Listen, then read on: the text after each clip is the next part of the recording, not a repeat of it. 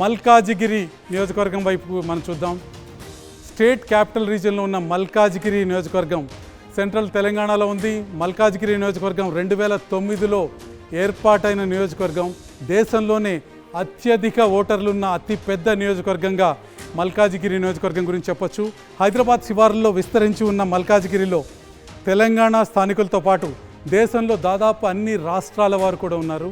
ప్రస్తుతం కాంగ్రెస్ నుంచి పట్నం సునీత మహేందర్ రెడ్డి, బీజేపీ నుంచి ఈటెల రాజేందర్, బీఆర్ఎస్ నుంచి రాగిడి లక్ష్మారెడ్డి పోటీలో ఉన్నారు. కాంగ్రెస్ పట్నం సునీత 2 సార్లు జడ్పీ చైర్మన్గా చేశారు. తొలిసారిగా ఎంపీ బరిలో ఆమె ఉన్నారు. ఇక బీజేపీ ఈటెల రాజేందర్ తెలంగాణ ఉద్యమ నేపథ్యం ఉన్న నేత, ఎమ్మెల్యేగా మంత్రిగా పనిచేశారు. బీఆర్ఎస్ రాగిడి లక్ష్మారెడ్డి తొలిసారిగా ఎంపీ ఎన్నికల బరిలోకి దిగారు.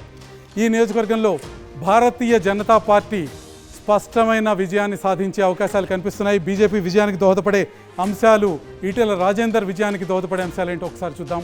బీజేపీ గ్రాఫ్ చాలా బాగుంది. ఈ నియోజకవర్గంలో ఈటెల రాజేందర్ పట్ల సానుకూల వైఖరి ఈ నియోజకవర్గ ఓటర్లలో చాలా స్పష్టంగా కనిపిస్తుంది. బీసీ ఓట్ బ్యాంకు ప్లస్ పాయింట్గా మారింది ఈటెల రాజేందర్కి.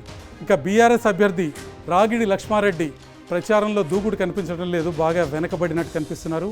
కాంగ్రెస్ అభ్యర్థి సునీత మహేందర్ రెడ్డి గట్టిగానే ప్రచారం చేస్తున్నా చేవెళ్ల నుంచి వచ్చారన్న కామెంట్లు మైనస్ పాయింట్గా మారుతున్నాయి.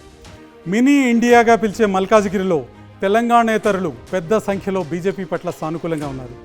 బలహీనపడిన బీఆర్ఎస్ నేతలు, శ్రేణులను ఈటెల ఒక వ్యూహం ప్రకారం అనుకూలంగా మలుచుకుంటున్నారు. కాబట్టి మల్కాజిగిరి నియోజకవర్గంలో భారతీయ జనతా పార్టీ విజయం ఖాయంగా కనిపిస్తుంది.